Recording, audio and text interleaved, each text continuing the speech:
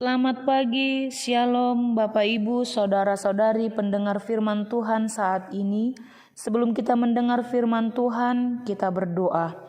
Allah Bapa kami yang di sorga, puji dan syukur kami ucapkan kepadamu ya Allah, atas penyertaan-Mu yang senantiasa kami rasakan hingga saat ini. Ya Tuhan, kami hendak mendengar firman-Mu, kiranya Roh Kudus-Mu yang membimbing dan menguatkan kami untuk dapat melakukan firman-Mu. Terpujilah nama-Mu ya Tuhan, dalam Yesus Kristus kami berdoa. Amin.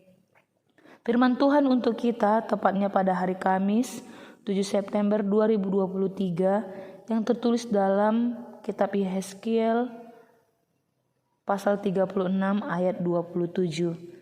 Rohku akan kuberikan diam di dalam batinmu, dan aku akan membuat kamu hidup menurut segala ketetapanku, dan tetap berpegang pada peraturan-peraturanku dan melakukannya. Demikian firman Tuhan. Bapak, Ibu, saudara-saudari yang terkasih dalam Yesus Kristus, ketika kita mengalami kesulitan, mengalami kesusahan dalam hidup ini, tentu ada hal yang kita harapkan atau impikan, yaitu pemulihan atas kesusahan, atas kesulitan yang kita alami, agar keadaan kita lebih membaik lagi, dan kita tentunya akan tenang untuk menjalani setiap aktivitas yang kita jalani. Hal seperti itulah yang diharapkan bangsa Israel, agar adanya pemulihan yang mereka rasakan pada saat masa pembuangan yang mereka hadapi dan terima dari bangsa Babel. Dan pemulihan itu pun akan diterima oleh bangsa Israel lewat nubuatan Allah melalui Nabi Yehezkiel yang hendak menyampaikan nubuat tersebut terhadap bangsa Israel. Namun sikap bangsa Israel atas pemulihan atau pembaharuan yang hendak Allah berikan, bangsa Israel merasa berkecil hati karena mereka menyadari ketidaklayakan atas apa yang Tuhan Allah berikan kepada mereka, yaitu memulihkan keadaan mereka. Karena bangsa tersebut merasa menganggap bahwa hidup mereka masih bobrok dan berdosa, karena mengingat yang sudah mereka lakukan, yang mana menyembah berhala.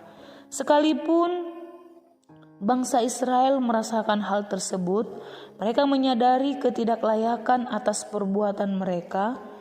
Allah tetap menubuatkan dengan mempersiapkan dan melayakkan mereka untuk menerima rahmat-Nya.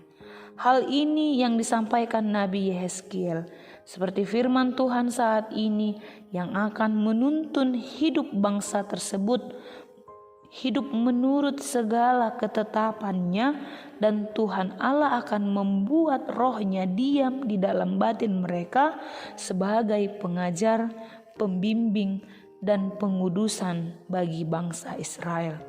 Saudara yang terkasih dalam Yesus Kristus, hidup menurut segala ketetapan dan peraturan Tuhan merupakan rancangan Tuhan yang akan membawa berkat bagi umat-Nya. Ketetapan peraturan Tuhan termasuk di dalamnya hukum Tuhan, firman-Nya, di mana itu akan menentukan tingkah laku atau sikap yang menghasilkan kedamaian, ketekunan, keamanan, sopan santun, dan kesejahteraan. Oleh karena itu, orang yang melakukan hukum Tuhan dengan setia akan menjadi orang yang bijaksana dan berakal budi. Jadi hukum Tuhan bukanlah suatu beban seperti yang dikatakan beberapa orang, tetapi berkat dan juga yang akan memperbaharui kehidupan umat-Nya. Saudara yang terkasih, Tuhan Allah adalah penuh kasih. Tuhan Allah juga penuh dengan ketetapan dan hukum-Nya. Perlu kita ketahui, ketika Allah memberikan hukum-Nya, bukan semata Allah ingin menindas umat-Nya, namun karena Tuhan Allah hendak melakukan pekerjaan baik dalam diri manusia dengan membersihkan manusia dengan kecaman dosa kenajisan, memberi hati yang baru, yaitu hati yang taat, hati yang lemah lembut. Dan perlu kita ingat, ketetapan Allah tak selalu mudah dilakukan, namun bukan tidak mungkin untuk kita melakukannya, karena Allah membekali kita dengan Roh Kudus yang siap menolong kita umat-Nya. Dan tetaplah kita hidup di dalam kasih Yesus yang sudah menyelamatkan kita. Karena hidup di dalam Yesus, kita hidup di dalam ketetapan hukum-Nya yang menyelamatkan. Amin. Bapa Sorgawi, Tuhan yang kami sembah di dalam Yesus Kristus, terima kasih buat firman yang telah kami dengar. Ajari dan kuatkanlah kami Tuhan, agar mampu hidup di dalam ketetapan-Mu, di dalam hukum-Mu.